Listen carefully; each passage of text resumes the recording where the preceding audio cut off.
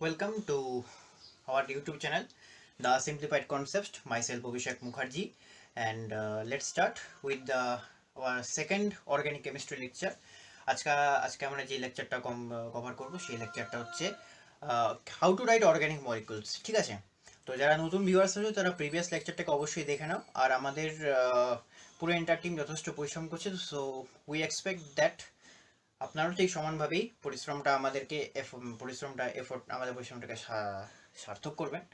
আর চ্যানেলটা ভালো লাগলে সাবস্ক্রাইব করবেন। আর আজকে বেশি দেরি না করে তাহলে আমি ব্যাপারটাকে শুরু করছি।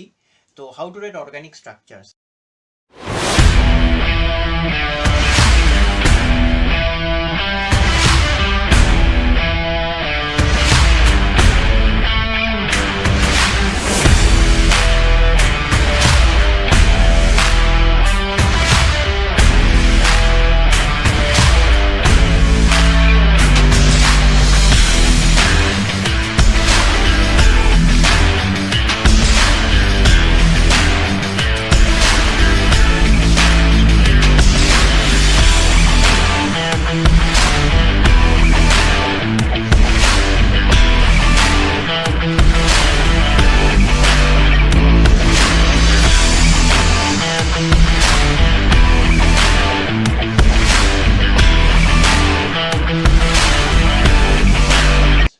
ঠিক আছে, দেখো বিভিন্ন উপায় আছে। তো প্রত্যেকটা স্ট্রাকচারকে নোট ডাউন কিছু কিছু ফর্মুলা আছে, যার মধ্যে প্রথম যে দুটো ফর্মুলা দেখতে পাচ্ছ, হ্যাঁ, প্রথম হচ্ছে ball and stick model. Ball and stick মডেলটা কি? বল অ্যান্ড স্টিক মডেলটা কিছুই না।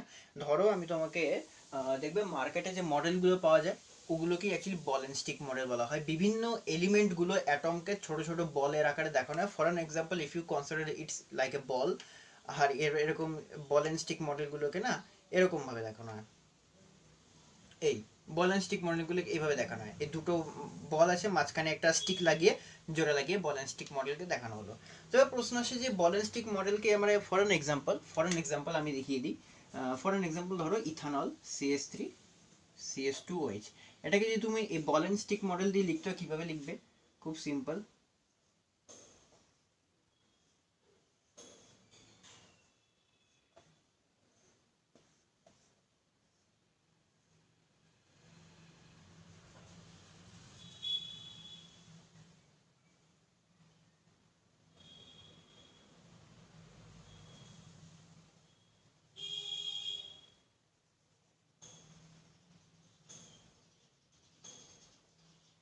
এক মিনিট দাঁড়াও, জাস্ট এ মিনিট।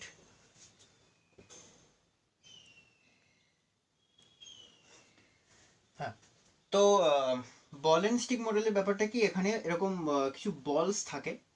কার্বনের ক্ষেত্রে একটা কালো একটা বল হয়, তো এই বলগুলোকে না এভাবে প্লেস করা হয়। ঠিক আছে, এবার তুমি দেখতে পাচ্ছ হাইড্রোজেন, এগুলো হচ্ছে সব ছোটগুলো হচ্ছে হাইড্রোজেন। এবার হাইড্রোজেনকে মার্কেটে দেখবে হোয়াইট বল দিয়ে পাওয়া যায়।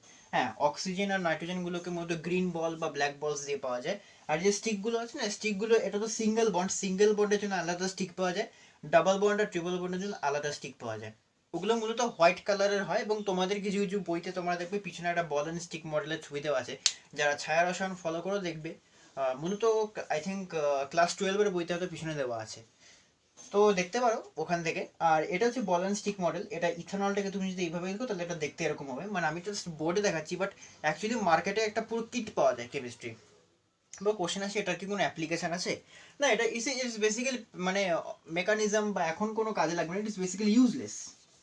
ইটস বেসিক্যালি এটা হচ্ছে কোনো কাজে না, এটা ইউজলেস, এটা কোনো ব্যবহারই অ্যাকচুয়ালি নাই। এটা জাস্ট একদম ইনিশিয়ালি, এটা একদম বিগিনিংয়ে। ঠিক আছে, আচ্ছা, নেক্সট হচ্ছে লুইস ইলেকট্রন ডট ফর্মুলা।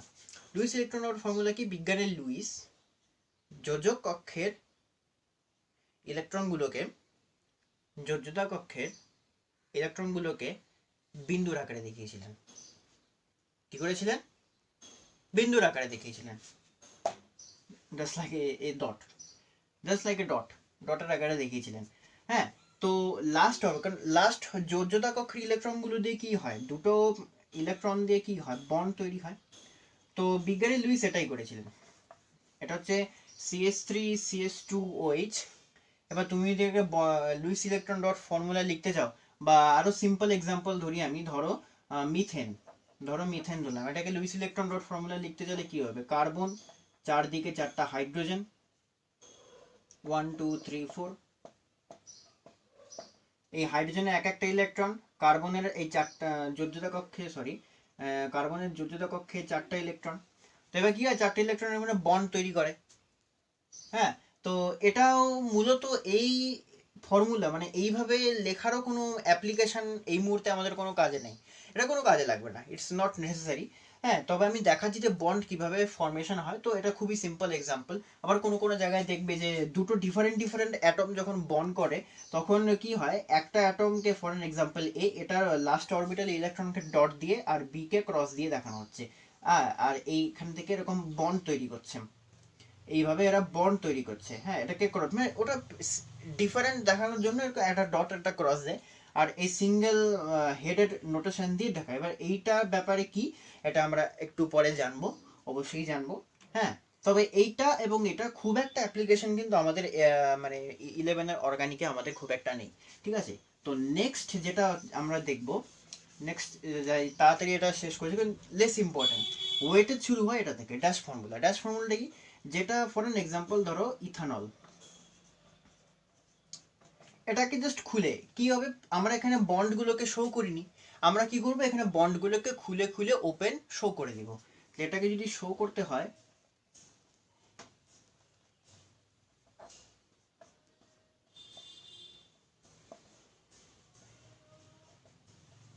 এই হয়ে গেল, বন্ড শো করা হয়ে গেল।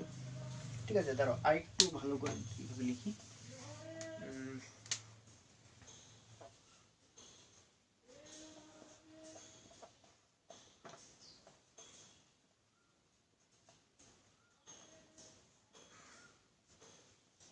তো লেকচারটা ভালো লাগলে অবশ্যই শেয়ার করবে, এবং যারা এখন দেখছো তারা কিন্তু অবশ্যই পেন আর পেপার নিয়ে বসে নোটস করে রাখলে ভালো। বইতে পাবে সবই, বইতে সবই আছে, কিন্তু নোটস করে রাখলে তোমার লাস্ট মোমেন্টে রিভিশনে অনেক সুবিধা হবে। আচ্ছা, এটা bond line formula, sorry bond line formula একটু পরে আসছে, এটা ড্যাশ ফর্মুলা। কি হলো, আমরা যে লুইস ডট ফর্মুলা যেরকম দেখালাম না মিথেনের ক্ষেত্রে, আমি মিথেন দিয়েও দেখিয়ে দিচ্ছি।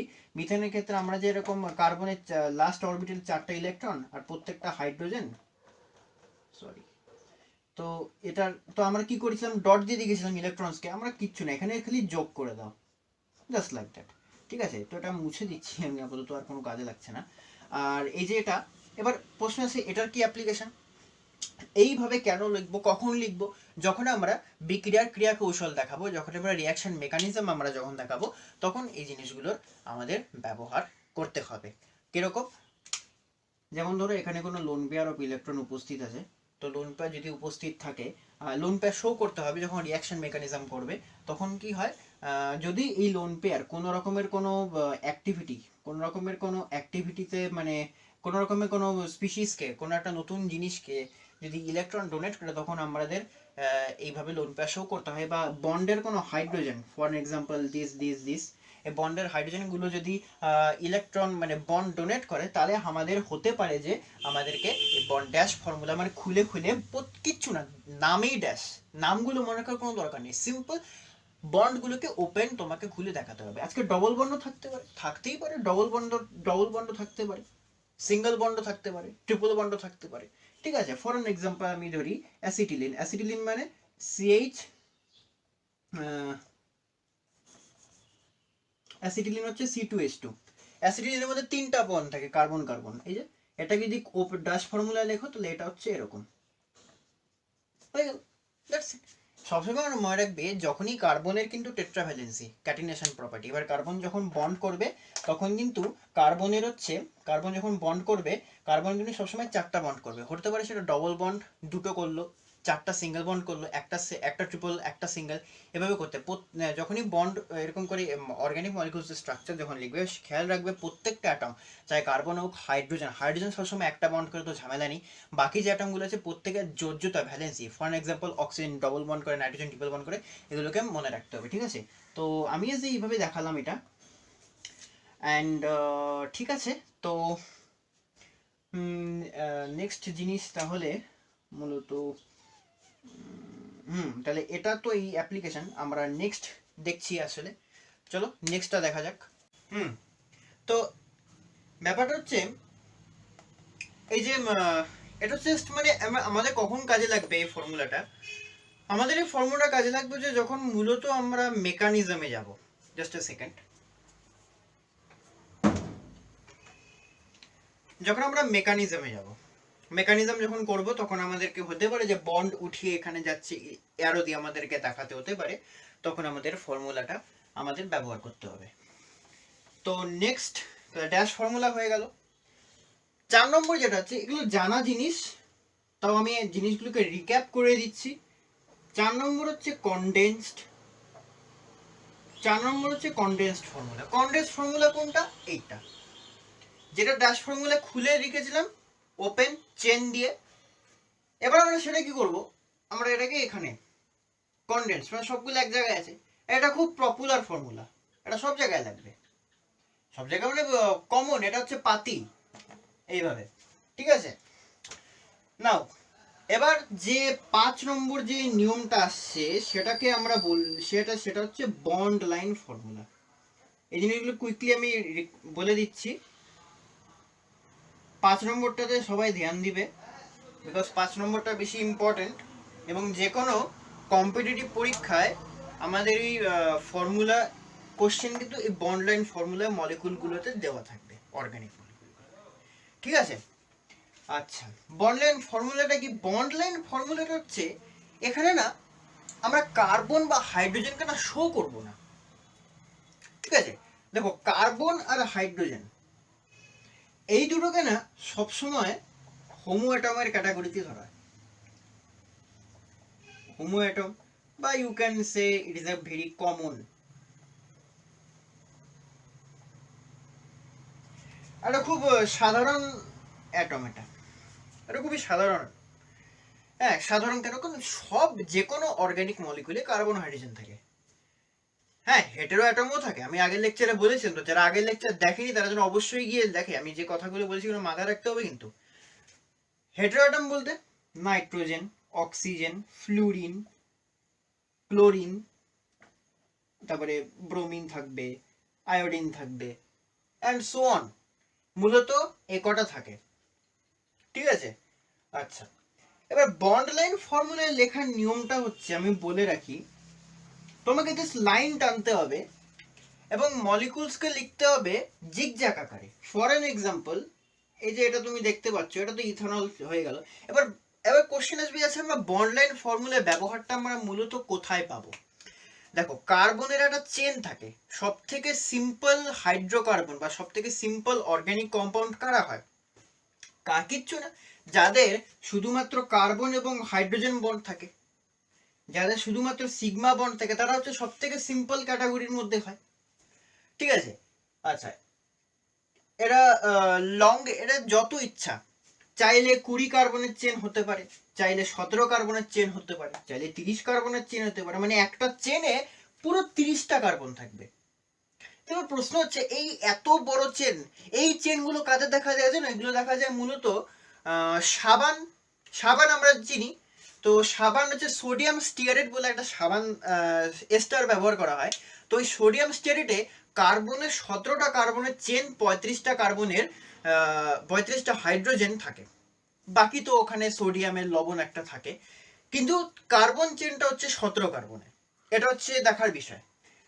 তাহলে অত বড় চেনকে কি আমি এইভাবে লিখবো? আমার তো খাতা বেরিয়ে যাবে, ওটাকে তো শর্টে লিখতে হবে। আর অর্গানিক মলিকুলার স্ট্রাকচার লেখার সময় সবসময় একটা জিনিস মনে রাখবে, কার্বনের কিন্তু ক্যাটিনেশন প্রপার্টি আছে। তো কার্বন কি করবে? সবসময় কি করবে? কার্বন 4টে বন্ড তৈরি করবে।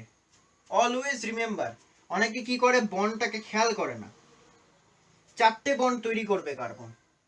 এবার কোশ্চেন আসবে, হয়তো এখানে অক্সিজেন, এখানে ক্লোরিন, এখানে একটা অ্যালকিল গ্রুপ ভর্তি আছে, তাহলে এটা ফাঁকা, এখানে কি নাই? যখন এখানে কিছু নাই, কিচ্ছু না, একটা হাইড্রোজেন পুট করে দেবে, ব্যাস হয়ে গেল। কিছু নাই মানে ওখানে হাইড্রোজেন থাকবেই, এটা ভবিতব্য। কিছু নাই মানে ওখানে হাইড্রোজেন থাকবে, ঠিক আছে। বিকজ আজকে যদি এটা না থাকে তাহলে এটা কার্বোক্যাটায়ন হয়ে যাবে, এটা কার্বোক্যাটায়ন হয়ে যাবে, ঠিক আছে। আর কার্বোক্যাটায়ন বা এটা একটি রিঅ্যাকশন ইন্টারমিডিয়েট, আমরা এই সম্পর্কে আমরা পড়বো কার্বোক্যাটায়ন সম্পর্কে। আর এই কার্বোক্যাটায়ন গুলো বা এই কার্বোক্যাটায়নের মতো আর যাতে রিয়াকশন ইন্টারমিডিয়েট আছে, আমি একটু বলেই দিই। কার্বোক্যাটায়ন আছে, কার্বো অ্যানায়ন আছে, কার্বিন আছে, কার্বিন আছে, তারপরে ফ্রি র্যাডিক্যাল আছে, হ্যাঁ, তারপরে আরো আছে, বেনজাইন আছে। বেনজাইনটা আমি দেখিয়ে দিই।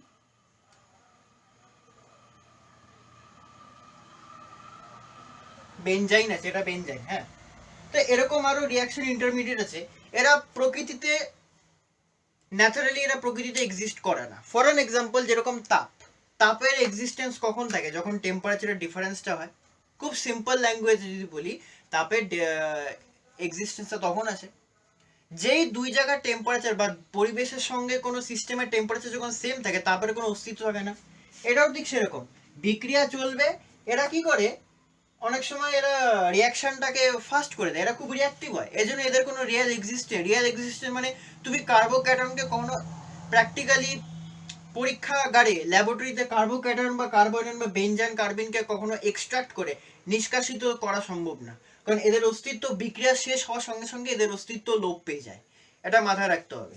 আমি এগুলো সম্পর্কে পরে একটা লেকচার দিব, কার্বোক্যাটন সম্পর্কে, কার্বোক্যাটন প্রত্যেকটা ডিটেলসে আসবে, নো চিন্তা, সব হবে। তো আমি এটা বললাম, কার্বনের যখনই অর্গানিক মলিকুলার স্ট্রাকচার লিখবে, সবসময় মনে হবে কার্বনের 4টে বন্ড। এবার কার্বনের 4টে বন্ড মানে এই নয় যে সবগুলো সিঙ্গেল বন্ড হবে। আজকে কার্বনের সঙ্গে ধরো, কার্বনের সঙ্গে ফর এন এক্সাম্পল তোমার অক্সিজেন আছে, এবং কার্বনের সঙ্গে অক্সিজেন আছে, এবং তোমার এখানে একটা মিথাইল গ্রুপ লাগানো আছে, এর এখানে একটা CH3 আছে। এবার তুমি যদি এইভাবে যদি সবগুলোকে যোগ করে দাও, ঠিক আছে, এখানে হাইড্রোজেন থাকবে, তো তোমার কিন্তু মলিকুলার সংকেতটা ভুল, এটা ভুল। কেন? কারণ দেখো, অক্সিজেনের অক্টেট ফিল আপ হয়নি। মলিকুলে অক্সিজেন বলো যে কোনো মলিকুল, অক্টেট ফিল আপ হওয়াটা সব থেকে বেশি জরুরি। অক্টেট ফিল আপ করার জন্য মলিকুল যা কিছুই তাই করতে পারে, এটা সবসময় মনে রাখতে হবে। আমি প্রিভিয়াস লেকচার এটাও বলেছি যে অক্টেট ফিল আপ, অক্টেট এক্সটেনশনও করতে পারে, অক্টেট বাড়াতেও পারে, অষ্টকের বৃদ্ধি হতে পারে, অষ্টকের সংকোচনও হতে পারে। অক্সিজেনের এখানে অষ্টক সম্পূর্ণ হয়নি। অক্সিজেন তো একটা দ্বিযোজী মৌল, ওর ক্যারেক্টার কি? ডবল বন্ড ক্রিয়েট করে, সবসময় ক্যারেক্টার থাকবে ডবল বন্ড। ডবল বন্ড মানে ও সবসময় দুটো বন্ড ক্রিয়েট করতে চাইবে। তার মানে এই নয় যে সবসময় অক্সিজেন এইভাবেই বন্ড ক্রিয়েট করবে না। অক্সিজেন আজকে যদি এখানে কোনো একটা এক্সট্রা, ফর এন এক্সাম্পল, আজকে যদি আমি এখানে নাইট্রোজেন এরকম একটা গ্রুপ থাকতো, হ্যাঁ, তাহলে এটা একটার সাথে বন্ড করতো, তাহলে এখানে একটা বন্ড, এখানে একটা বন্ড, এখানে একটা বন্ড, টোটাল দুটো বন্ড হয়ে গেল অক্সিজেনে। তো সবার অক্টেট ফিল আপ হচ্ছে কিনা, সবাই কি ক্যাটাগরি, কার্বন চতুর্যোজী ক্যাটাগরি মূল, ও 4টা বন্ড করবে। এবার 4টা বন্ড মানে ও 4টা সিঙ্গেল বন্ড করতে পারে, দুটো ডবল বন্ড করতে পারে, একটা ট্রিপল বন্ড করতে পারে, একটা সিঙ্গেল বন্ড করতে পারে। তো এইভাবে চিন্তা করতে হবে, ঠিক আছে। যখন কোনো অপশন থাকবে না, ফর এক্সাম্পল কার্বনের সাথে আর কেউ নেই, সিঙ্গেলি হাইড্রোজেন কার্বনের সঙ্গে সিম্পলি যুক্ত হয়ে যাবে। আর হ্যাঁ, কার্বনের সঙ্গে হাইড্রোজেনের কেন ভুলেও যেন ডবল বন্ড কেন না দেয়। আর অবশ্যই কার্বনের সঙ্গে হাইড্রোজেনের বন্ডটাকে কেউ যেন পোলার বন্ড না ভাবে, এটা কিন্তু কখনো পোলার বন্ড হয় না, বিকজ কার্বনের ইলেকট্রোনেগেটিভিটি 2.5, পাউলিং স্কেল অনুযায়ী হাইড্রোজেনের ইলেকট্রোনেগেটিভিটি 2.2, দুটো ডিফারেন্স হচ্ছে 0.3 এর। তো যখন দুটো অ্যাটমের মধ্যে তড়িৎ ঋণাত্মকতার পার্থক্য 0.5 এর থেকে, তড়িৎ ঋণাত্মকতার পার্থক্য 0.5 এর থেকে কম হয় ডিফারেন্সটা, তখন ওদের পোলারিটি বা ওদের ধ্রুবীয়তাকে আমরা নেগলেক্ট করি। উই ডোন্ট নিড দ্যাট, ওটা নেগলিজেবল। এত ছোট ছোট অ্যাটমের মধ্যে মাত্র এইটুকু পার্থক্য কোনো কাজে আসে না, ঠিক আছে। আমরা বন্ডলাইন ফর্মুলায় ছিলাম, বন্ডলাইন ফর্মুলা লিখতে গেলে কার্বনের, এবার দেখো বন্ডলাইন ফর্মুলা, ফর এন এক্সাম্পল আমি একটা বড় কার্বনের চেন দিই, ফর এন এক্সাম্পল পেন্টেন, ঠিক আছে। পেন্টেন কিভাবে লিখবে? CH3 CH2 CH2 3 4 5 4 5, 5টা কার্বন হয়ে গেছে। এবার এটা বড্ড বোরিং, এত বড় বড় এইভাবে লেখা, খুব সিম্পলি বন্ডলাইন ফর্মুলায় না সবসময় জিগজ্যাগ লাইন ব্যবহার। বন্ডলাইন ফর্মুলা মানে এই নয় যে সবসময় এইভাবে চলবে, না, এরকম না। বন্ডলাইন ফর্মুলা সবসময় এরকম জিগজ্যাগ লাইন ইউজ হয়। আর বন্ডলাইন ফর্মুলায় এই যে প্রত্যেকটা খোঁচা খাওয়া দাগ যে আমরা দেখবো, আগে আমি এটা ড্র করে আমি বলছি, হয়ে গেল। এটা আর এটা একই জিনিস, বন্ড লাইন ফর্মুলাতে আমি একই জিনিসকে ইন্ডিকেট করছি। বন্ড লাইন ফর্মুলায় প্রত্যেকটা এই যে লাইনগুলো যে আমি জিগজ্যাগ লাইন নিলাম, প্রত্যেকটা খোঁচা খাওয়া দাগগুলো নোট হেয়ার, খোঁচা খাওয়া দাগগুলো এবং শেষ দাগগুলো, এই একটা খোঁচা খাওয়া দাগ, এজগুলো একটা কার্বন অ্যাটমকে রিপ্রেজেন্ট করে, প্রত্যেকটা এজগুলো একটা কার্বন অ্যাটমকে রিপ্রেজেন্ট করে, প্রত্যেকটা শীর্ষবিন্দুগুলো একটা কার্বন অ্যাটমকে রিপ্রেজেন্ট করে। ঠিক আছে, আচ্ছা এবার এই কার্বন অ্যাটমের সঙ্গে কারা আছে? কিচ্ছু নেই, হাইড্রোজেন আছে, কিছু শো করছে না, মাইন্ড ইট, কিছু শো করছে না, জাস্ট ফর অ্যান এক্সাম্পল এরকম দেওয়া, এটা একটু ভালো করে লিখলে কিচ্ছু শো করছে না, জাস্ট এটা ইংরেজি এম অক্ষরের মধ্যে একটা বন্ড লাইন, তার মানে এই যে তোমার মলিকুলটা একটা হাইড্রোকার্বন, অ্যালকেন। আমরা অ্যালকেন সম্পর্কে আসবো, অ্যালকেন কি সেগুলো পর সব হবে, আমি বেসিকটা দিচ্ছি। কার্বন আর হাইড্রোজেন আছে তোমার মলিকুলে। আচ্ছা তাহলে এবার প্রশ্ন আসবে হাইড্রোজেন গুলো কোথায় গেল? এখানে তো খালি কার্বনকে রিপ্রেজেন্ট করছে। আছে, কেন থাকবে না? এই যে প্রত্যেকটা হাইড্রোজেন, এই যে প্রত্যেকটা এজের সঙ্গে দুটো করে, হ্যাঁ এবার এই প্রত্যেকটা এজ, এই শেষ প্রান্ত শুরু প্রান্ত প্রত্যেকটা টেল এন্ডে, মাইন্ড ইট, টেল এন্ডে একটা করে কার্বন আছে, কার্বনের একটা করে বন্ড, তাহলে বাকি তিনটা বন্ড লাগবে, তাহলে বাকি তিনটা বন্ডে কি আছে? বাকি তিনটা বন্ডে হাইড্রোজেন আছে, বাকি তিনটা বন্ডে হাইড্রোজেন আছে। অলওয়েজ মাইন্ড ইট, কখনো ভাববে না যে বাকি তিনটা বন্ডে অন্য কোনো কার্বন না, এই কার্বনে একটা বন্ড আমরা দেখাচ্ছি, বাকি তিনটা বন্ড কার সাথে? হাইড্রোজেনের সাথে। হাইড্রোজেনের সাথে কার্বনের বন্ড আমরা বন্ড লাইন ফর্মুলায় দেখাই না। ঠিক আছে, নেক্সট হচ্ছে বন্ড লাইন ফর্মুলা যখন আমরা ড্র করব, এটা তো গেল এমন একটা এক্সাম্পল, আমি এটা পেন্টেন, আমি এটা এক্সাম্পল দিলাম পেন্টেন, এটা খুব সিম্পল হাইড্রোকার্বন, খুব সিম্পল এক্সাম্পল, হাইড্রোকার্বনের সব থেকে সিম্পল হচ্ছে অনলি চেন, আর কিচ্ছু নাই। এবার আমি বললাম যে আমি একটু আগেও বলেছি যে এদের মধ্যে কার্বনের সঙ্গে হাইড্রোজেনের সঙ্গে নাইট্রোজেন থাকতে পারে, অক্সিজেন থাকতে পারে, ফ্লুরিন থাকতে পারে, যেটা হ্যালোজেন বলছি আমি, আর সালফার থাকতে পারে। তো কি হবে ওদের ক্ষেত্রে? আমরা কি করব? ওদের ক্ষেত্রেও কি আমরা জাস্ট জিগজ্যাগ লাইন ড্র করে যাব? না, জিগজ্যাগ লাইন খালি ড্র করলে হবে না। ধরে নাও তোমার সাথে এখানে একটা NH2 আছে, এটা কি? নাইট্রোজেন। নাইট্রোজেন হচ্ছে একটা হেটেরো অ্যাটম। আমি বলি কার্বন হাইড্রোজেন বাদ দিয়ে যতগুলো মলিকুল একটা অর্গানিকের সঙ্গে অর্গানিক কম্পাউন্ডে এক্সিস্ট করবে তারা হচ্ছে হেটেরো অ্যাটম। বন্ড লাইন ফর্মুলায় হেটেরো অ্যাটমকে এবং ফাংশনাল গ্রুপকে শো করতে হয়। বন্ড লাইন ফর্মুলা যখন লিখবো কি করে? এই হয়ে গেল, প্রথমে দেখো, প্রথমে 1 2 3 4, প্রথমে 4টা কার্বন, প্রত্যেকটা এজ একটা কার্বনকে রিপ্রেজেন্ট করছে, হাইড্রোজেনগুলো দেখার দরকার নেই, এবার এই হাইড্রোজেনগুলো কি করবে? হাইড্রোজেনগুলো আমরা শো করিনি, ঠিক আছে, 1 মিনিট।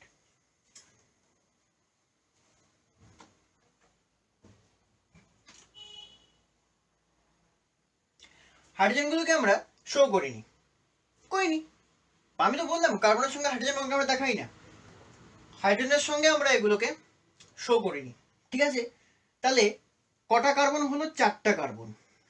তাহলে আরেকটা কি আছে? নাইট্রোজেন, এই একটা বন্ড আসলো, এই হয়ে গেল, হলো তো, এই হলো অ্যাকচুয়ালি বন্ড লাইন ফর্মুলায় অলওয়েজ হেটেরো অ্যাটম থাকলে তোমাকে সেই হেটেরো অ্যাটমকে বন্ড লাইন ফর্মুলায় শো করতে হবে। ফর এন এক্সাম্পল, আরেকটা এক্সাম্পল আমরা দিই, অক্সিজেন দিয়ে আরেকটা এক্সাম্পল আমরা দেখাচ্ছি, ঠিক আছে। যেমন একটা খুব সুন্দর এক্সাম্পল মনে পড়ছে, এই এটা কি? দেখো CH3CH2 কি এটা? এটা হচ্ছে ইথার, এটা হচ্ছে ইথার, ঠিক আছে। এটাকে যখন বন্ড লাইন ফর্মুলা লিখবো, এই একটা কার্বন এটাকে রিপ্রেজেন্ট করছে, এটা এটাকে, আর অক্সিজেন এইভাবে আছে, এই কার্বনটা এটাকে আর এটাকে, আর এই যে হাইড্রোজেন গুলো এগুলো আছে ওদের সঙ্গে, আমরা দেখাইনি, দরকার পড়ে না তো কার্বনের সঙ্গে হাইড্রোজেন। এবার প্রশ্ন আসছে আমরা কি দেখাবো না তাহলে এগুলো? না, দেখাবো, যখন আমরা এমনি লিখছি উইদাউট রিয়াকশন মেকানিজম, আমরা যখন কোনো রিয়াকশন মেকানিজম করব এবং সেই রিয়াকশন মেকানিজমে যদি হাইড্রোজেন মলিকুলের হাইড্রোজেন ইনভলভ থাকে অক্সিজেনের লোন পেয়ার শো করতে হবে, কিন্তু যদি কন্ডিশন অ্যাপ্লাইড, যদি লোন পেয়ার শো করতে হবে যদি এর রিয়াকশন মেকানিজম বা রেজোনেন্স বা হাইপার কনজুগেশনের মতো কোনো অ্যাক্টিভিটিতে এরা মানে অ্যাকচুয়ালি ডিলোকালাইজেশনের মতো কোনো অ্যাক্টিভিটিতে এরা লোন পেয়ার যদি ইনভলভ থাকে, লোন পেয়ার যদি মেকানিজমে ইনভলভ থাকে, বা বন্ডের এই যে হাইড্রোজেনগুলো এরা যদি কোনো কারণে ইনভলভ থাকে, কি ইনভলভ থাকে রিয়াকশন মেকানিজমে, দেন আমরা শো করব। আদারওয়াইজ আমি এখন লিখছি, আমি তো কোনো রিয়াকশন করাচ্ছি না। ফর এক্সাম্পল আমি তো এই মলিকুলটাকে নিয়ে কোনো রিয়াকশন করাচ্ছি না, দরকার নেই, ঠিক আছে। তো এইটা হচ্ছে বন্ড লাইন ফর্মুলা লেখার হচ্ছে একটা গুরুত্বপূর্ণ নিয়মাবলী। হ্যাঁ, আচ্ছা, এবার আমি একটা কথা বলি, এটা তো একটা সরল শৃঙ্খল যুক্ত, ঠিক আছে, এবং আরো কিছু এক্সাম্পল হবে। ফর এক্সাম্পল এটা যদি আমি বন্ড লাইন ফর্মুলায় লিখি, আমি যদি আরো বড় কার্বনের চেন নিই, এবার বন্ড লাইন ফর্মুলা না প্রথম লিখতে একটু অসুবিধা হবে, কারণ প্রথম তোমাকে যদি একটা বড় কার্বনের চেন দিয়ে দেওয়া হয়, তোমাকে যদি বলা হয় এটা বন্ড লাইন ফর্মুলায় শর্টে লিখে রাখা, এটার বেনিফিট কি? এটার বেনিফিট হচ্ছে এটা জায়গা কম খায়, দেখতে সুন্দর হয়, কারণ এত বড় বড় মলিকুল একটা খাতার মধ্যে হিজিবিজি লাগবে দেখতে, মেকানিজম করবে ভালো লাগবে না দেখতে, এটা শর্টে তুমি যে জিনিসটাকে দেখাবো দেখতে সুন্দর লাগবে। বন্ড লাইন ফর্মুলা এটাই সব থেকে একটা সুবিধা। আর বন্ড লাইন ফর্মুলা যে এই যে 11 থেকে অভ্যাস করা শুরু করো, আমি বলছি কম্পিটিটিভ পরীক্ষায় ইনক্লুডিং WBCHSE যে ফাইনাল এক্সামগুলো হবে সেখানেও বন্ড লাইন ফর্মুলা দিয়ে কোশ্চেন আসার চান্স থাকে। ইনফ্যাক্ট যারা পরবর্তীকালে রসায়নবিদ্যা নিয়ে পড়বে তাদের অর্গানিক কেমিস্ট্রিতে এটা চান্স থাকে। এবার প্রশ্ন হবে ইনঅর্গানিকে কি এগুলো করা হয়? না, ইনঅর্গানিকে বন্ড লাইন ফর্মুলার ইউজটা খুবই রেয়ার, খুব রেয়ার। কেন রেয়ার ইনঅর্গানিক কেমিস্ট্রি? কারণ ইনঅর্গানিক কেমিস্ট্রিতে বিভিন্ন আলাদা আলাদা মলিকুলের কম্বিনেশন হয়। For an example sulphur dioxide একটা inorganic molecule. For an example carbon dioxide, এদেরকে আমরা বন্ড লাইন ফর্মুলায় লেখা ইউজলেস। আর হ্যাঁ, একটা জিনিস মনে রাখি, বন্ড লাইন ফর্মুলা অর্গানিক কেমিস্ট্রিতে আমরা সেগুলোর ক্ষেত্রে ইউজ করব যে মলিকুলার ফর্মুলাগুলো বড় বড়, কার্বনের চেনগুলো 4 থেকে মানে 4-এর বেশি, কার্বনের চেন যদি 5 কিংবা 6 বা অর মোর, 5, 6 এবং তার বেশি, এটা নোট করে রাখো, 5, 6 এবং তার বেশি কার্বনের চেন যদি দেখে, ফর এন এক্সাম্পল C7 দিয়ে এরকম একটা কিছু চেন দেওয়া থাকলো, তখন আমরা ওটাকে বন্ড লাইন ফর্মুলা দিয়ে লিখি, বিকজ অত বড় চেনকে খাতায় লিখলে বাজে হয়ে যায় দেখতে। এবার প্রশ্ন আসবে, আচ্ছা বন্ড লাইন ফর্মুলা কি শুধুমাত্র এত সিম্পল জিগজ্যাগ লাইন, মানে সাপের মতো হয়ে গেছে, সরি, এটা কি শুধু একটা জিগজ্যাগ লাইন, এখানে কি ডবল বন্ড ট্রিপল বন্ড আসবে না? হ্যাঁ, ডবল বন্ড ট্রিপল বন্ড আরামসেই আসবে। তার মানে কি, আচ্ছা এবার কোশ্চেন আসে, তাহলে কি আমরা ছোট মলিকুলগুলোকে বন্ড লাইন ফর্মুলা দিয়ে লিখতে পারবো না? অবশ্যই পারবো। বন্ড লাইন ফর্মুলা লেখার সব থেকে সিম্পল ওয়ে, যখন তুমি একটা দাগ দিচ্ছ না, তার মানে তুমি একবারে দুটো কার্বন অ্যাটমকে রিপ্রেজেন্ট করছো, হয়ে গেল। একটা দাগ মানে একটা কার্বন না, প্রত্যেকটা এই যে একটা করে কার্বন, তাহলে একটা দাগ মানে দুটো। এবার তোমাকে যদি বলে 6টা কার্বনের সেট তৈরি করো, একটা দাগ তো দুটো কার্বন, তাহলে তোমাকে কয়টা দাগ করতে হবে? একবারে 2, 3, 4, 5, 6, হয়ে গেল। গুনে দেখো, 1, 2, 3, 4, 5, 6, ঠিক আছে। আচ্ছা, এবার আমি এখানে একটা গুরুত্বপূর্ণ কথা বলে রাখি, তার ফাংশনাল গ্রুপটা আসার পরে বলবো। আর আচ্ছা, 1, 2, 3, 4, 5, 6, ঠিক আছে। এবার পলিমারদের ক্ষেত্রে না, এটা তো একটা খুব 6 কার্বনের চেন বানালাম, বা আরো যদি 7 কার্বনের চেন দেখলাম, আরো একটা 7 কার্বনের চেন থাকলো, হ্যাঁ। এবার অনেকে বলবে, আচ্ছা এটা কি দিলাম, এটা কি, এটা উইগলি লাইন। হ্যাঁ, এটা মানে উইগলি লাইন মানে ইংলিশ মানে টেরা ব্যাক, এরকম সাপের মতো লাইন, এটা কেন দিলাম আমি এখানে? এটা আমি কেন দিলাম? বিকজ এটা হচ্ছে হাইড্রোকার্বনের চেনের একটা অংশকে আমরা চিহ্নিত করেছি। লং কার্বনের চেন কতটুকু অবধি বিস্তৃত, আমরা ইনফাইনাইট ধরি। আমরা এটা ধরবো যে এই চেনটা ইনফাইনাইট, মানে বোর্ড পার হয়ে যাবে, এদিক এপার ওপার হয়ে যাবে, ইনফাইনাইট চেন। এটা হচ্ছে বন্ড লাইন ফর্মুলায় যখন আমরা লিখবো, তখন obviously you should mention this line, এটাকে নোট করে রাখো। এটাকে ইংলিশে অ্যাকচুয়ালি বলে উইগলি লাইন, বা বাংলায় আমি কি বলে আমি জানি না, উইগলি বাংলা তো করে নিও। হ্যাঁ, এটাকে অ্যাকচুয়ালি বলা হয় উইগলি লাইন। যখন হাইড্রোকার্বন, এটা সব থেকে বেশি ব্যবহার হয় মূলত সিম্পল হাইড্রোকার্বন, বিকজ এগুলো তো সিম্পল। কেন সিম্পল? খালি কার্বন আছে, খালি হাইড্রোজেন আছে, আর কিচ্ছু নেই, আর কিচ্ছু নেই, কোনো ডবল বন্ড নেই, কোনো ট্রিপল বন্ড নেই, কোনো ঝামেলা নেই, কিচ্ছু নেই। দেন আমরা এগুলোকে ইউজ করি। আর কখন ইউজ করি? আর কখন ইউজ করি? আচ্ছা, ডবল বন্ড আসলে কি আমরা এগুলোকে ইউজ করব না? অবশ্যই করব। যেমন দেখো, ডবল বন্ড আসলে আমরা কখন এগুলোকে ইউজ করব? Just a minute.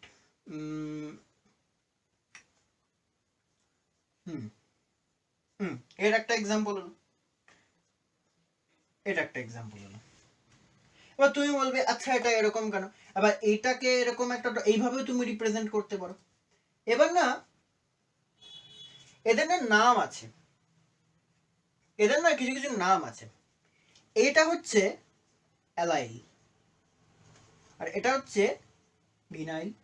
খুব সিম্পল, অ্যালাইল আর ভিনাইল। বা প্রশ্ন আসবে অ্যালাইল আর ভিনাইলের মধ্যে পার্থক্যটা কোথায়? দেখো, ডবল বন্ডে দেখো, এখানে তোমার কার্বযোজী গ্রুপ কোনো এক্স ওয়াই জেড যে কোনো একটা ফাংশনাল গ্রুপ থাকবে। ফাংশনাল গ্রুপটা আমি বলবো, তবে একবার আমি ফাংশনাল গ্রুপটা বলে নিই, তারপরে অ্যালাইল আর ভিনাইলটা নিয়ে আমি ডিসকাস করছি, ঠিক আছে? ঠিক আছে, লেট মি একটু দাঁড়াও। হ্যাঁ, তো ফাংশনাল গ্রুপের কথা আমি বলতে গিয়ে মনে আসলো,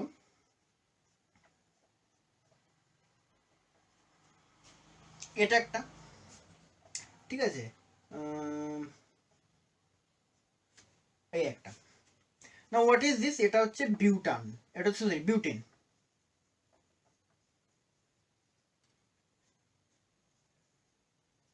বিউটেন। আর এটা কি? এটা হচ্ছে বিউটানল। হ্যাঁ, 1 2 3 4, এই অক্সিজেন, বিউটানল। প্রশ্ন হচ্ছে, এটার কার্বন সংখ্যা 4, এটারও কার্বন সংখ্যা 4, এটা এক্সট্রা ঢুকে গেছে না। এই যে যে এটা কি, বন্ডলাইন ফর্মুলায় আরেকটা জিনিস নোট করার বিষয়, বন্ডলাইন ফর্মুলায় আমরা কার্বন আর হাইড্রোজেনকে শো করি না, যেগুলো মেইন কার্বন চেনের মধ্যে ইনভলভ। কিন্তু যে হাইড্রোজেন, যে কার্বন ফাংশনাল গ্রুপের সঙ্গে যুক্ত থাকে, সেই কার্বন আর সেই হাইড্রোজেনকে শো করতে হবে বন্ড লাইন ফর্মুলাতে, ঠিক আছে? সেইটাকে বন্ড লাইন ফর্মুলাতে শো করা ইটস ম্যান্ডেটরি। প্রথমে কেন ম্যান্ডেটরি? ফাংশনাল গ্রুপ কি এমন করে? দেখো, ফাংশনাল গ্রুপ কি এমন করে, তো পুরো অর্গানিক জুড়ে বুঝতে পারবা ফাংশনাল গ্রুপ কি এমন করে। তো আমাদের নেক্সট আলোচনার জায়গাটা হচ্ছে, এত দূর অব্দি ক্লিয়ার বন্ডলাইন ফর্মুলা কি? এবার বন্ডলাইন ফর্মুলা বলে রেখেছি, বন্ডলাইন ফর্মুলায় কার্বনের মানে চেনের শৃঙ্খলের হাইড্রোজেনগুলো কোনো হেটেরো অ্যাটম বা কার্বনের কাছে হেটেরো অ্যাটম, মানে আমি বলে বারবার বলবো না এক কথা, ওই হেটেরো অ্যাটমের লোন পেয়ারগুলো তখনই আমাদেরকে শো করতে হবে যখন আমরা কোনো রিয়াকশন মেকানিজম করব, যখন কোনো রিয়াকশন করব। ইন জেনারেল যখন লিখবো কোনো দরকার নেই মাস্টারকে খুশি করার জন্য ওগুলো ভুলেও লিখে লাভ নেই, ওতে ভুল হলে নম্বর কাটবে, নম্বর বাড়বে না, মাইন্ড ইট। আর লেকচার ভালো লাগলে শেয়ার করবে, বিকজ শেয়ার কিন্তু খুব জরুরি। আমরা কিন্তু যথেষ্ট পরিশ্রম করছি, আর তোমাদের কাছ থেকে সেরকম যদি আমরা এফোর্ট না পাই, আমাদের কিন্তু ভিডিও বানানোর কোনো মানে হয় না। আমরা কিন্তু সব কিছু ভসে গিয়ে ঢালা হবে। তো অবভিয়াসলি শেয়ার করা অবশ্যই জরুরি লেকচারটাকে, ঠিক আছে? আচ্ছা, ফাংশনাল গ্রুপের কথায় আসি, যে what is actually functional group. দেখো, ফাংশনাল গ্রুপ না কিছু কিছু জিনিস, এরা কিছু কিছু গ্রুপ, এরা কি করে, একটা মলিকুলার প্রপার্টিকে ডিসাইড করে, একটা মলিকুলার প্রপার্টিকে এরা নির্ধারণ করে। কিরকম কিরকম? ফর এন এক্সাম্পল,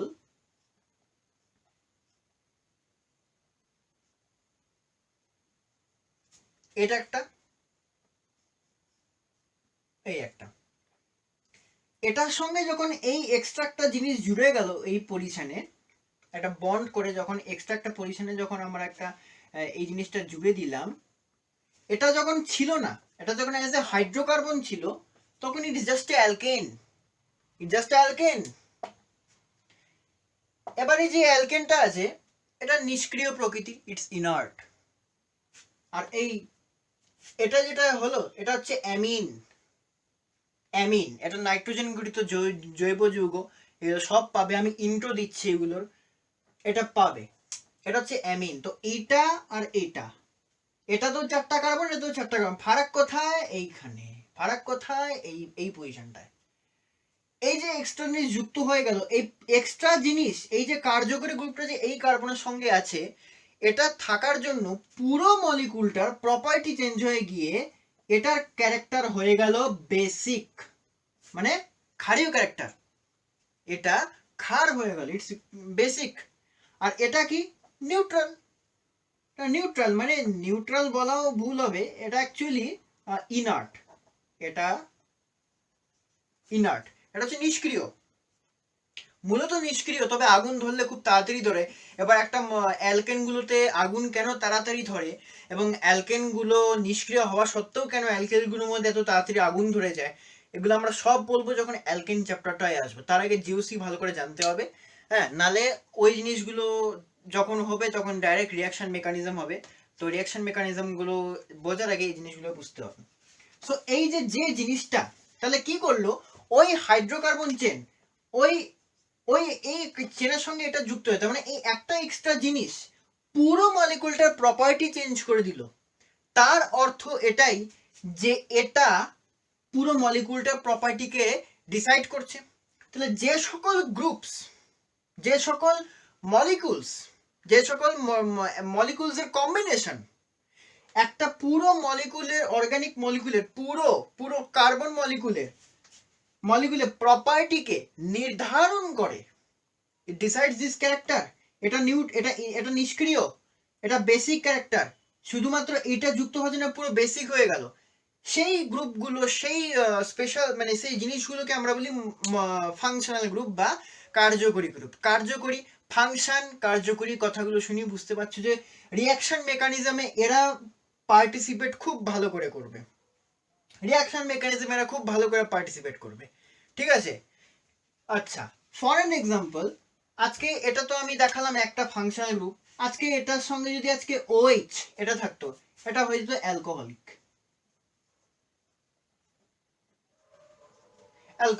এবারে অ্যালকোহলিক ক্যারেক্টার হওয়ার জন্য রিয়েজেন্ট হিসাবে রিয়াকশনের মিডিয়াম, রিয়াকশনের সিচুয়েশন হিসাবে এ কখনো অ্যাসিডিক ক্যারেক্টার শো করবে, আবার এ কখনো বেসিক ক্যারেক্টার শো করবে,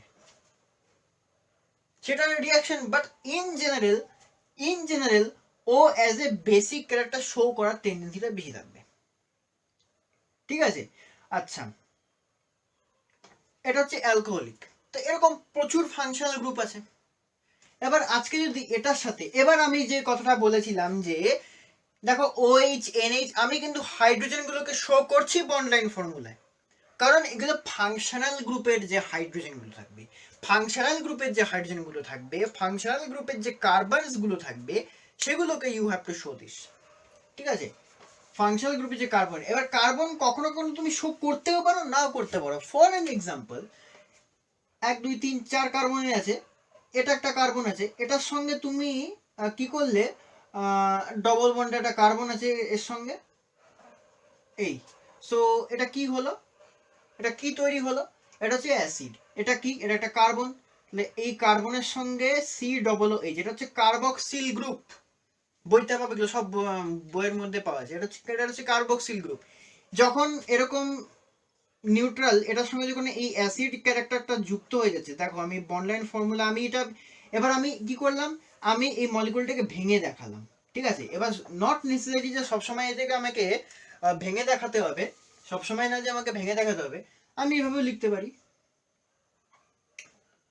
এই দেখো, এটা কিন্তু কার্বন, এটাও হাইড্রোজেন, আমি কিন্তু দেখিয়েছি, এটা কিন্তু কার্বক্সিলিক অ্যাসিড, এর character acidic character, mind it, এর অ্যাসিডিক ক্যারেক্টার। এরকম প্রচুর এক্সাম্পল আছে, এরকম প্রচুর এক্সাম্পল আছে, কত আছে, যেমন ইথার, মিথাইল, এটা একটা কার্যকরী group, methyl is a functional group, methyl, তারপরে ইথাইল, তারপরে প্রোপাইল, এরা এজ এ ফাংশনাল গ্রুপ হিসেবে কাজ করে। প্রত্যেকটা ফাংশনাল গ্রুপ লেখার আগে তুমি যখন খালি ফাংশনাল গ্রুপ লিখবে, তখন ফাংশনাল গ্রুপগুলোকে লেখার সময় আগে ড্যাশ দিয়ে আগে এই ড্যাশটা দিতে হবে, ঠিক আছে। আর এবার আমি আরেকটা কথায় আসি, যে আমরা যখন বন্ড লাইন ফর্মুলায় যখন কোনো পলিমারের স্ট্রাকচার লিখব, পলিমারের যখন আমরা কোনো স্ট্রাকচার লিখব তখন আমরা কি করব। আমি একটা খুব পপুলার পলিমারের আমি এক্সাম্পল বলি। যেমন ধরো পলিমারটার নাম হচ্ছে, এটা অ্যারোমেটিক পলিমার, এটার নাম হচ্ছে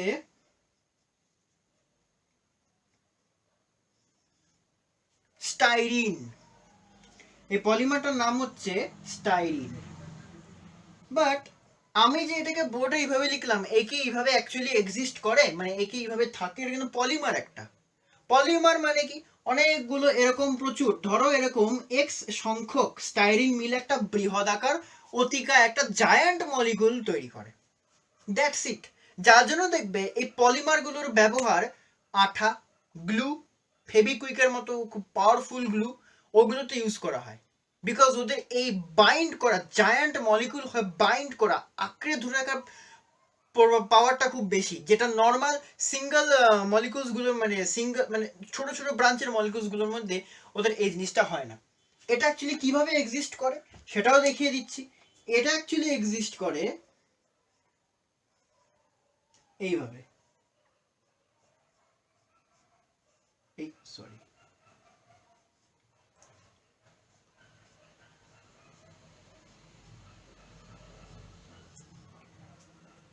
এরকম ভাবে অ্যাকচুয়ালি এক্সিস্ট করতে থাকে, বোঝা গেল। এটা এরকম চেন তৈরি করে, বুঝলে, এরকম চেন তৈরি করে। এবার যখন পলিমার স্ট্রাকচার লিখবে না, তখন ফর এক্সাম্পল একটা পলিমার দিই,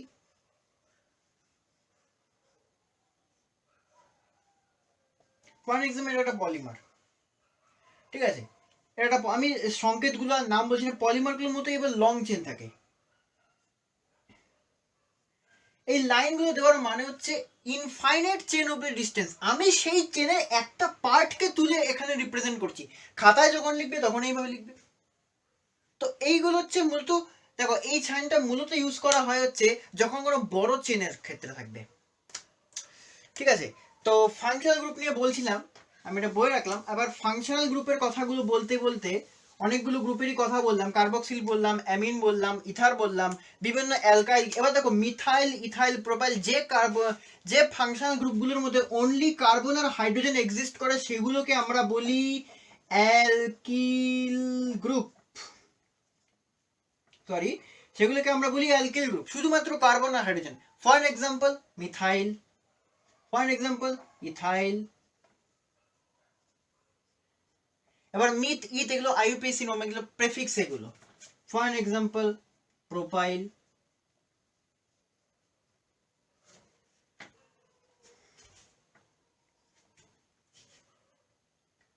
ওকে, সো এরকম শুধুমাত্র কার্বন আর হাইড্রোজেন আছে, ঠিক আছে।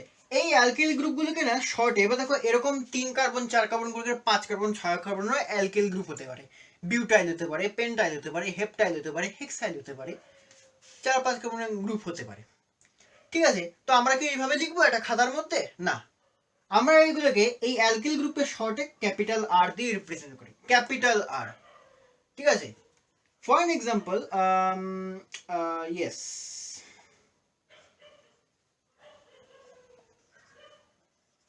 এই এটা দিয়েছি, মানে এখানে আর দিয়ে। এবার আর মানে এই নয় যে আর মানে শুধু মিথাইল, বা আর মানে যে কোনো কিছু হতে পারে। যখন এইভাবে তুমি মেনশন করবে, তোমাকে ব্র্যাকেটে বা খাতায় আর সমান সমান অ্যালকিল গ্রুপ লিখতে হবে, এবং আরটাকে তুমি এদের মধ্যে বা এদের থেকে বড় কোন অ্যালকিল গ্রুপকে তুমি ইন্ডিকেট করছো ওই পার্টিকুলার টপিকের উপর ডিসিপ্লিন করে আর হবে। আর কে অ্যালকিল গ্রুপের শর্ট হয়ে ফর্ম আর হিসাবে লেখা হয়, ঠিক আছে। এরপরে আসে বেনজিন। বেনজিন নিজে ফাংশনাল গ্রুপ হিসেবে কাজ করতে পারে। এবার প্রশ্ন আসবে যে আচ্ছা বেনজিনকে কেন আর দিয়ে আমরা লিখি না, বেনজিনকে কেন আর দিয়ে আমরা লিখি না? বেনজিনের মধ্যেও তো শুধু কার্বন আর হাইড্রোজেন এক্সিস্ট করে, তাই না? এখানেও তো শুধু কার্বন আর হাইড্রোজেন আছে, বেনজিনকে কেন আমরা আর দিয়ে লিখি না? বেনজিনকে মূলত লেখা হয় কি দিয়ে? Phenyl, pH. বেনজিনকে লেখা হয় ফিনাইল। বেনজিনকে প্রেফিক্সে যখন এভাবে লিখবো তখন আমরা লিখবো P H. Capital B small H. বেঞ্জিনকে কখনো আর দিয়ে লেখা হয় না। কেন লেখা হয় না? কারণ বেঞ্জিন কোনো নর্মাল হাইড্রোকার্বন না। বেঞ্জিনের ব্যাপারটা একটু অন্যরকম, আমরা পরে বেঞ্জিনের ব্যাপারটা নিয়ে দেখব। এবার জেনে রাখো বেঞ্জিন, ঠিক আছে? বেঞ্জিন একটা অ্যারোমেটিক হাইড্রোকার্বন। বেঞ্জিন একটা অ্যারোমেটিক হাইড্রোকার্বন, এটা কোনো সাধারণ কোনো হাইড্রোকার্বন না। বেঞ্জিনের মধ্যে বেঞ্জিনের স্ট্রাকচার ক্লাস 10এও তোমরা দেখেছো, বেঞ্জিনের যে ডবল বন্ড গুলো থাকে এরা এইভাবে থাকে, ডবল সিঙ্গেল। হ্যাঁ, এটাকে অ্যাকচুয়ালি বলা হয় কনজুগেশন। এবার কনজুগেশন কি, ডিলোকালাইজেশন কি, আমরা সবাই আস্তে আস্তে জানবো, তাড়াহুড়ো কিছু নেই, এটা সবাই দ্বিতীয় লেকচার চলছে। তো এটা হচ্ছে অ্যারোমেটিক হাইড্রোকার্বন। এটা কিন্তু সাধারণ কোনো ডবল বন্ড না। এই ডবল বন্ডের সঙ্গে তুমি অ্যালকিনের এই কার্বন নর্মাল কার্বন ডবল বন্ডে বন্ড লেন্থ কিন্তু তুমি সেম পাবে না। আর এটার সঙ্গে আর এই সিঙ্গেল বন্ডও কিন্তু কোনো নর্মাল সিঙ্গেল বন্ড না, কার্বন সিঙ্গেল বন্ডের সঙ্গে সমান না, এটা আলাদা। আমি পরে বলবো। বেঞ্জিন যখন থাকবে as a functional group, then we will শর্টে আমরা ওটাকে বেঞ্জিনও অ্যাজ রিয়াক্ট করে শর্টে আমরা ওটাকে ফিনাইল হিসাবে লিখি। এবার বেঞ্জিন কি একটা বড় ষড়ভুজ আকৃতিতে হয়। ধরো কোনো একটা কার্বনের সঙ্গে দুটো বা তিনটে বেঞ্জিন যুক্ত আছে, তো যখন তুমি খাতায় লিখবে তখন ওটা মনে হয় যে বিশাল বড় বড়। এবার প্রশ্ন আছে, আমরা এই শর্ট ফর্মুলাগুলো কখন ইউজ করব? আমরা এই শর্ট ফর্মুলাগুলো নর্মালি যখন আমরা সংকেত লিখবো তখন ইউজ করব। এই শর্ট ফর্মুলাগুলোকে রিয়াকশন মেকানিজমে কখনোই ইউজ করা যাবে না, এটা মাইন্ডেড। রিয়াকশন মেকানিজমে এগুলো ইউজ করবে না। রিয়াকশন মেকানিজমে বেঞ্জিনের পাই বন্ড খুব ইনভলভ থাকে। বেঞ্জিনের এই আমি পরে বলবো অর্থোপেরা পজিশন গুলো খুব ইনভলভ থাকে, তখন তুমি এইভাবে এটাকে রিপ্রেজেন্ট করতে পারো, তোমাকে কেটে জিরো বসিয়ে দিবে। আসলে বেঞ্জিন বাদ দিয়ে আর যে সকল অ্যারোমেটিক কম্পাউন্ড গুলো আছে, অ্যারোমেটিক কম্পাউন্ড এজ এ কি করতে পারে, অ্যারোমেটিক কম্পাউন্ড গুলো এজ এ ফাংশনাল গ্রুপ হিসেবে কাজ করতে পারে, ঠিক আছে? তো ফাংশনাল গ্রুপ হিসেবে কাজ করলে অ্যারোমেটিক কম্পাউন্ড বেঞ্জিন একটা, এবার অ্যারোমেটিক কম্পাউন্ড না বেঞ্জিনয়েডও হয় নন বেঞ্জিনয়েডও হয়। কি বললাম? বেঞ্জিনয়েডও হয় নন বেঞ্জিনয়েডও হয়। বেঞ্জিনয়েড কোনগুলো? যেগুলোর মধ্যে বেঞ্জিন রিং থাকে। নন বেঞ্জিনয়েড মানে যেগুলোর মধ্যে বেঞ্জিন রিং থাকে না। যেগুলো থাকে না সেগুলো অ্যারোমেটিক। আসলে যে অ্যারোমেটিক রিংগুলো নন বেঞ্জিনয়েড আর ওই রিংগুলো অ্যাজ এ ফাংশনাল গ্রুপ কাজ করে, করতেই পারে। ফর অ্যান এক্সাম্পল,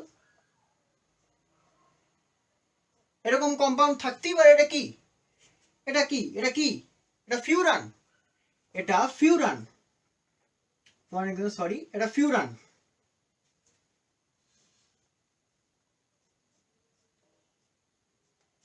এটা ফিউরান। নন বেঞ্জিনয়েড কিন্তু অ্যারোমেটিক। নন বেঞ্জিনয়েড অ্যারোমেটিক। কেন অ্যারোমেটিক? কিসের জন্য অ্যারোমেটিক? অ্যারোমেটিক কি করে হবে কি হবে না আমরা দেখবো, সব দেখবো। But aromatic. কিন্তু তুমি আজকে শর্টে এখানে তুমি এটাকে পিএইচ যদি লেখো তাহলে কেটে জিরো বসিয়ে দিবে, কারণ তোমার এই মলিকুল। পিএইচ মানে শুধুমাত্র বেঞ্জিন, পিএইচ মানে ফিনাইল, শুধুমাত্র ফিনাইল। এই ফিনাইল কিন্তু বাড়িতে মোছার ফিনাইল না, নোট ইট, বাড়িতে মোছার ফিনাইল না। ওকে, আচ্ছা, এটাকে তাহলে কি দিয়ে লিখবো? এটাকে আমরা লিখবো AR। বেঞ্জিনা নন বেঞ্জিনয়েড অ্যারোমেটিক গুলো আছে, নন বেঞ্জিনয়েড যে অ্যারোমেটিক গুলো আছে সেইগুলো যখন এজ এ ফাংশনাল গ্রুপ থাকবে সেগুলোকে শর্টে আমরা বড় চেনের মধ্যে এইভাবে লিখি AR মানে অ্যারোমেটিকের শর্ট ফর্ম। তাহলে কি এটা আমরা বেঞ্জিনের ক্ষেত্রে ইউজ করবো না? বেঞ্জিনের ক্ষেত্রে ফিনাইল। নন অ্যারোমেটিক মানে অন্যান্য অ্যারোমেটিক কম্পাউন্ড যেগুলো বেঞ্জিন রিং যেগুলোর মধ্যে থাকে না সেগুলোর ক্ষেত্রে আমরা অ্যারোমেটিক রিং। এটার নামটা জেনে রাখো, এটার নামটা হচ্ছে ফিউরান। হ্যাঁ, পাবে তোমরা, চাপ নেওয়ার দরকার নেই, পাবে। তো এই হচ্ছে ফাংশনাল গ্রুপ। আচ্ছা, এবার ফাংশনাল গ্রুপ আমি একটু আগে অ্যালাইল আর ভিনাইলের কথা বললাম। অ্যালাইল আর ভিনাইলের ক্ষেত্রে উইগলি লাইন দিয়ে আমি দেখালাম। অ্যালাইল কোনটা ভিনাইল কোনটা একটু জেনে রাখা ভালো। হ্যাঁ, অ্যালাইল কোনটা আর ভিনাইল অ্যালাইল পজিশন আর ভিনাইল পজিশন কোনগুলোকে বলা হয় সেটা একটু জেনে রাখা ভালো, ঠিক আছে? আচ্ছা, অ্যালাইল পজিশনটা হচ্ছে ফর অ্যান এক্সাম্পল, এখানে যদি কোনো কার্যকরী গ্রুপ থাকে ABCD, আমি X ধরলাম। জেনারেলি X মানে halogen, fluorine, chlorine, bromine, iodine, এগুলোকে রিপ্রেজেন্ট করা হয়। বাট আমি এখানে X মানে যে কোনো এনি ফাংশনাল গ্রুপ আমি রিপ্রেজেন্ট করলাম। হ্যাঁ, তো ফাংশনাল গ্রুপের সঙ্গে এই কার্বনটা আছে, এটা একটা কার্বন। তো আর এই কার্বনটা এমন একটা কার্বনের সঙ্গে ইনভলভ আছে যেই কার্বনটা ডবল বন্ড পজিশনে আছে। So it will act as allyl. It will act as allyl. For an example, আজকে যদি এখানে ক্লোরিন থাকে তাহলে এটার নাম হবে অ্যালাইল ক্লোরাইড, আমি লিখলাম না পরে অ্যালাইল ক্লোরাইড।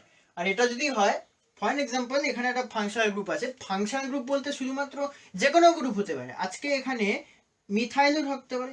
এবার একটা জিনিস, ফাংশনাল গ্রুপগুলো যে আমি বললাম যেগুলো অ্যালকিল গ্রুপগুলো, অ্যালকিল গ্রুপ মানে আর মানে যে কোনো অ্যালকিল গ্রুপকে আমরা বুঝি। এবার এই অ্যালকিল গ্রুপ তো কি করে বুঝবো কোনটা কি? আর মানে যে কোনো হতে পারে, মিথাইল থেকে শুরু করে ডেকাইল অব্দি, ডোডেকাইল অব্দি হতে পারে। ডেকাইল মানে 10 কার্বনে, ডোডেকাইল মানে 12 কার্বনে হতে পারে। তো আমি কোন কি করে বুঝবো? ওগুলোরও শর্ট ফর্ম আছে, মিথাইলের একটা শর্ট ফর্ম আছে, ইথাইলের শর্ট ফর্ম আছে। এরকম যদি মিথাইল থাকে, মিথাইলের শর্ট ফর্ম হচ্ছে ME, মি, এ ক্যাপিটাল M স্মল ই, এটা হচ্ছে মিথাইল। তারপরে ইথাইলের হচ্ছে ক্যাপিটাল E স্মল টি, ঠিক আছে। প্রোপাইল হচ্ছে CH3 CH2 CH2 মানে CH2 CH3 প্রোপাইল। তো প্রোপাইলের ক্ষেত্রে কি হবে, সরি, তো প্রোপাইলের ক্ষেত্রে কি হবে, ক্যাপিটাল P স্মল r। বিউটাইলের ক্ষেত্রে 4টা কার্বন, বিউটাইলের ক্ষেত্রে সেম 4টা কার্বন হলে, আচ্ছা আমি এখানেই 4টা কার্বন দেখিয়ে দিই। এটা CH2, এখানে CH3। তো যদি বিউটাইল হয়, দেখা যাচ্ছে বিউটাইল যদি হয়, বিউটাইল হলে আমরা কি করব, বিউট।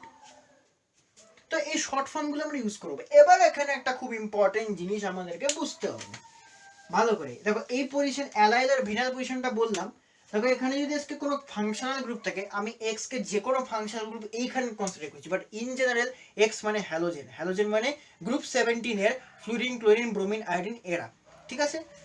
আচ্ছা, তো ফাংশনাল গ্রুপের এই কার্বনটা এটার সঙ্গে কানেক্টেড আছে, ঠিক আছে। আর এটা এমন একটা কার্বনের সঙ্গে কানেক্টেড যেটা আগের থেকে ডবল বন্ড করে আছে, ভিনাইল। এটা এই পজিশনটাকে বলা হয় ভিনাইল পজিশন। এবার ভিনাইল আর অ্যালাইলের মধ্যে ডিফারেন্সটা একটু ভালো করে তোমরা দেখো। ভিনাইল আর অ্যালাইলের মধ্যে ডিফারেন্স এটাই, ঠিক আছে।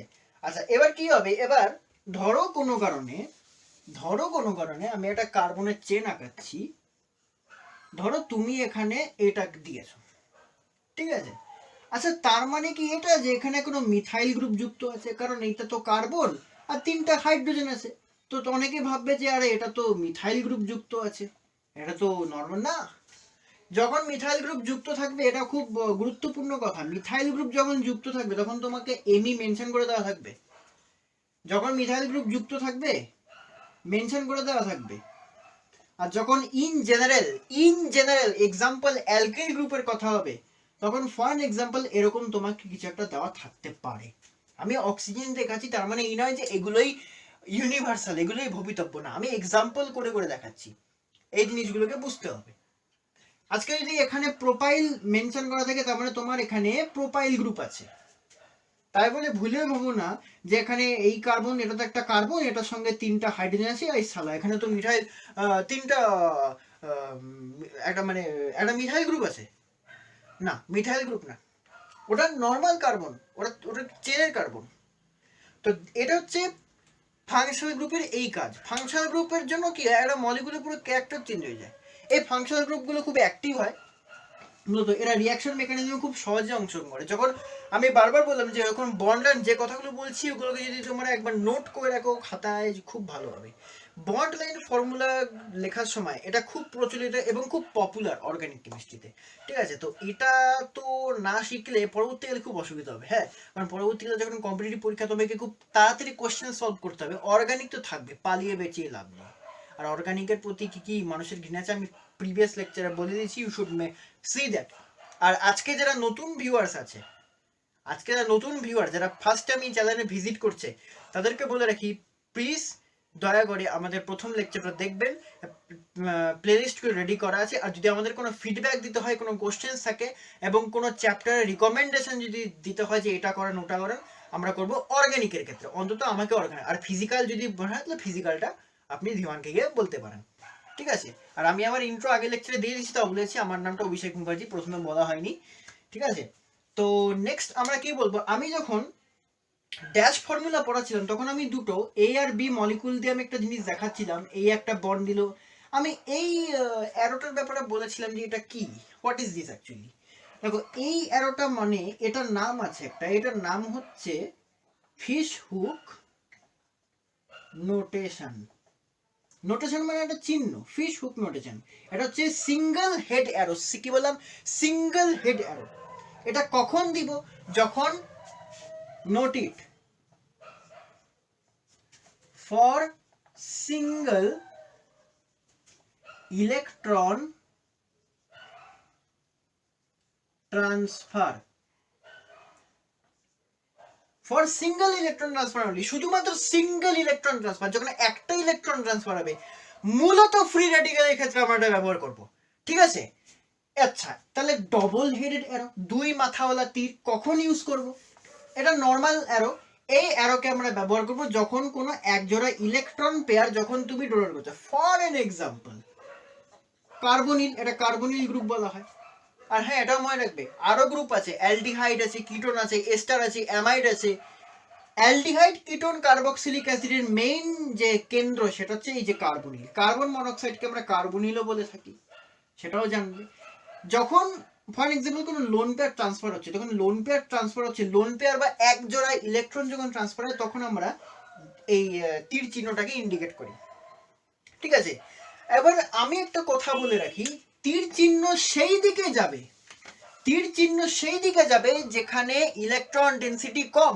মাইন্ড ইট, মাথায় ঢুকে রাখো, খাতায় নোট করে রাখো। অনেকে কি করে, ধরো তোমার কাছে এ মাইনাস আর বি প্লাস আছে, অনেকে কি করে, অনেকে এমন বোকা হয়, বি এর থেকে এর দিকে এই তীর চিহ্নটা দিয়ে দেয়, পুরোটা কেটে জিরো বসিয়ে দিবে, পুরো কেটে জিরো বসিয়ে দিবে। তুমি বি প্লাস, এ আর বি দুটো অ্যাটম, এর ইলেকট্রন আগের থেকে বেশি আছে, বি এর ইলেকট্রনই নাই, বি কি করে ওকে ইলেকট্রন দিবে, ওর কাছে তো নাই, ও দিবে কি করে ইলেকট্রন? তাহলে অ্যারোর সাইন, অ্যারোর অভিমুখ, এই তীর চিহ্নের অভিমুখটা কোন দিকে হবে? হাই ইলেকট্রন ডেনসিটি থেকে লো ইলেকট্রন ডেনসিটিতে। ঠিক আছে, এটা মন্ত্র, এটা হচ্ছে ব্রহ্মাস্ত্র। হ্যাঁ, মেকানিজম ড্র করার সময় অনেকে ভুল করে এই যদি করে দেয় পুরো মেকানিজম কেটে জিরো। হ্যাঁ, ইলেকট্রন কখনো ওইভাবে যায় না। কারেন্টে কি উচ্চ বিভব থেকে নিম্ন বিভবের দিকে যায়, টেম্পারেচার যেরকম উচ্চ উষ্ণতা থেকে নিম্ন উষ্ণতা যায়, ইলেকট্রন সেরকম হায়ার ইলেকট্রন ডেনসিটি থেকে লোয়ার ইলেকট্রন ডেনসিটিতে যায়। এবার কেউ বলবে আচ্ছা আমরা সবসময় ইলেকট্রন কিরকম গোল্লা গোল্লা, প্লাস কিরকম গোল্লা গোল্লা দিয়ে দেখাই কেন? দেখাই কারণ মানে হচ্ছে যে এটাই জাস্ট এটাকে এমনি হালকাতে নেওয়া উচিত না। হ্যাঁ, এটা ইন্ডিকেট করছে যে ওর কাছে ইলেকট্রন বেশি আছে, গোল দিয়ে দেখাচ্ছে। অনেক সময় কি হয়, ভুল করে আমরা ড্যাশ দিয়ে ফেলি, এটাকে ক্যাজুয়ালি নিয়ে চলবে না, এটা একটা ইলেকট্রন, এটা একটা ইলেকট্রন, এখানে প্লাস মানে ওর ইলেকট্রন ডেফিশিয়েন্ট, ইলেকট্রন ঘাটতি আছে। তাহলে ইলেকট্রন বেশি যার, সেইখান থেকে যার ইলেকট্রন কম তার দিকে অ্যারো চিহ্ন দিতে হবে যখন মেকানিজম ড্র করবে, যখন রেজোনেন্স করবে, যখন হাইপার কনজুগেশন করবে। ঠিক আছে, এটাই হচ্ছে মেইন ফান্ডা। ফিশ হুক নোটেশন আমরা বললাম সিঙ্গেল হেড অ্যারো। তাহলে আমরা কয়টা অ্যারো পাচ্ছি? আমরা টোটাল অ্যাকচুয়ালি না 3-4 রকমের অ্যারো আমরা পাবো। হ্যাঁ, একটা হচ্ছে এই, ঠিক আছে।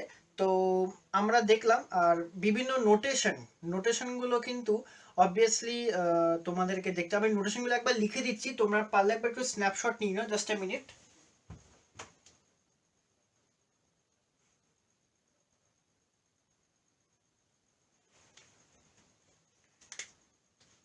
তো যখন এরকম ডাবল হেডেড অ্যারো থাকবে, দ্যাট মিনস ডাবল ইলেকট্রন, মানে এক জোড়া ইলেকট্রন ট্রান্সফার করছে, এটা হচ্ছে এটার নাম হচ্ছে কার্লি অ্যারো, এটার নাম হচ্ছে কার্লি অ্যারো। নেক্সট কি, নেক্সট হচ্ছে ফিশ হুক। এটা হচ্ছে fish hook notation for single electron transfer. ইলেকট্রনকে যে ডট দিয়ে দেখা যায়, বাট ইলেকট্রন এজ এ মেঘ হিসাবে থাকে। ঠিক আছে, তারপরে হচ্ছে ডাবল হেড, এটা অ্যাকচুয়ালি ডাবল হেড বলে। হ্যাঁ, এটা মূলত তোমরা পাবে এটা মূলত তোমরা পাবে রেজোনেন্স এবং হাইপার কনজুগেশনে, ঠিক আছে? এটা মূলত রেজোনেন্স আর হাইপার কনজুগেশনে তোমরা পেয়ে যাবে। আর দ্যাটস ইট, রেজোনেন্স আর হাইপার কনজুগেশনে তোমরা এটা এই জিনিসটা পেয়ে থাকবে। That's 1 minute. হ্যাঁ, তো নেক্সট হচ্ছে ইকুইলিব্রিয়াম অ্যারো।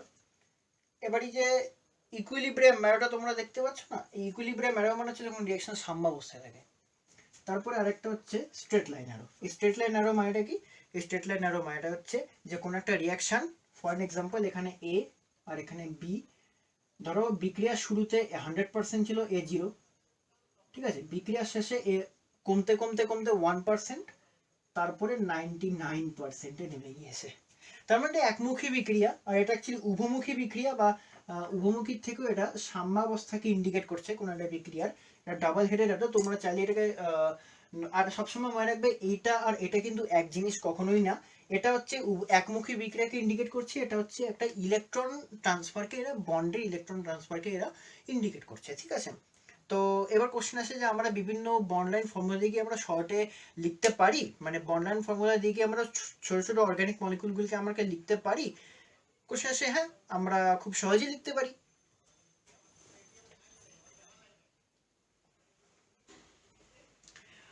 আর সহজে যখন লিখতে পারি তাহলে আমরা কেন লিখি না? বিকজ 2 নম্বর বা 2টো বা 3টে কার্বনের মলিকুলগুলোকে বন্ডলাইন ফর্মুলা দিয়ে লেখার কোনো মানে হয় না।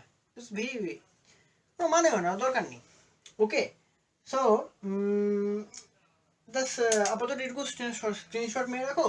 আর বিভিন্ন সলভেন্ট মলিকুল সম্পর্কে শর্টে কি করে নামটাম আছে, ইথানলকে শর্টে ইটিওএইচ লিখতে পারো। হ্যাঁ, অ্যাজ এ ইথানল CH3CH2OH। তো এটা কি? এটা ইথাইল গ্রুপ। অ্যালকিল গ্রুপগুলোকে আমরা বিভিন্ন শর্টে একটু আগে দেখলাম, Me, Pr, তারপরে BUT, তারপরে হচ্ছে ইটি আমরা দেখলাম। তো তুমি এটাকে ইটি, ইথাইল, ওইচ আরো শর্টে হয়ে গেল।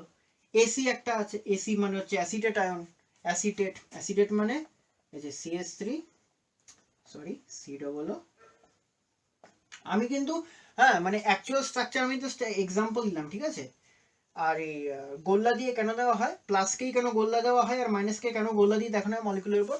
এটা গোল্লা দিয়ে দেখানোর কারণ আছে, কারণ এটাকে হালকাতে নেওয়া উচিত না, এটা ইন্ডিকেট করে যে হালকে মে ইসকো নেই লেনা है, ঠিক আছে? তো দ্যাটস ইট, আজকের এটুকুই থাক। আর পরবর্তী লেকচারে আমরা দেখবো হচ্ছে অক্সিডেশন লেভেল অনুযায়ী কীভাবে, যদি সময় পাই, যদি ইচ্ছা হয়, অক্সিডেশন লেভেল অনুযায়ী কী করে ফাংশনাল গ্রুপকে ডিভাইড করা যায়। আর আজকে তো আমরা দেখে নিলাম, পরবর্তী লেকচারে আমরা দেখবো হচ্ছে ইলেকট্রনিক এফেক্টসগুলো, ইলেকট্রন কীভাবে হয়, ইলেকট্রনের সরণ, সিম্পল রিঅ্যাকশন, কমপ্লেক্স রিঅ্যাকশন। আর আমরা এর পরবর্তী লেকচারে আমরা দেখবো এই ইলেকট্রনিক ইন্ডাকটিভ এফেক্ট, আরও এই জিনিসগুলো দেখবো, ঠিক আছে? তো লেকচারটা ভালো লাগলে শেয়ার করো, আর যারা আজকে নতুন ভিউয়ার আছো তারা অবশ্যই প্রিভিয়াস লেকচারটা গিয়ে দেখে নাও। আমাদের ইন্টারটিম পরিশ্রম করছে, আর তোমাদের এফোর্ট কিন্তু আমাদের দেখা চাই। আমাদের ফেসবুক পেজ আছে দ্য সিম্পলিফাইড কনসেপ্ট, তোমরা সেখানে গিয়ে আমাদের বিভিন্ন আপডেট আসতে থেকে তোমরা সেগুলো ফলো করতে পারো, তোমরা সেগুলো জয়েনও করতে পারো, গ্রুপে অ্যাজ এ মেম্বার জয়েন করতে পারো। কোনো কোয়ারিজ থাকলে তোমরা ইউটিউবে কমেন্ট সেকশনে করতে পারো, আর তোমরা কোনো কোয়ারিজ থাকলে তোমরা হচ্ছে ফেসবুক পেজে গিয়েও করতে পারো, ঠিক আছে? তবে কোনো অপ্রাসঙ্গিক কোনো প্রশ্ন করবেন না, ঠিক আছে? কোনো উল্টো পাল্টা অপ্রাসঙ্গিক কোনো কোশ্চেন করবেন না, হ্যাঁ? সেটা একটু অনুরোধ রইল সবার কাছে। হ্যাঁ, অনুরোধ রইল যে কোনো অপ্রাসঙ্গিক কোশ্চেন করবেন না, টপিক সংক্রান্ত কোশ্চেন থাকলে তবেই জিজ্ঞাসা করবেন। আর লকডাউন আছে বর্তমানে, লকডাউন থাকবে, হয়তো এক্সটেন্ড করবে কিনা জানি না। তো লেকচার থাকবে, ডেলি লেকচার অ্যাটেন্ড করবো, তাহলেই হয়ে যাবে। আর লাইভ ক্লাসের কথা এই মুহূর্তে লাইভ হবে না, এই মুহূর্তে লাইভ করা সম্ভব না। আর আমাদের ইনস্টাগ্রাম আইডি আছে, ফেসবুক পেজে আমরা লিঙ্ক দিয়ে দিব, ইনস্টাগ্রাম আইডি আছে, তো তোমরা চাইলে ফলো করতে পারো। আর জুনিয়র যারা আছো তারা নিজেদের বন্ধুদেরকে অবশ্যই শেয়ার করবে, আর যারা বড় আছো তারাও যেন তাদের জুনিয়রদেরকে লেকচারটা শেয়ার করার সুযোগ করে দেয়। তো আজকে এখানেই বিদায় নিচ্ছি, তো good bye and stay home, stay safe, আর জয় শ্রীরাম, জয় হনুমান।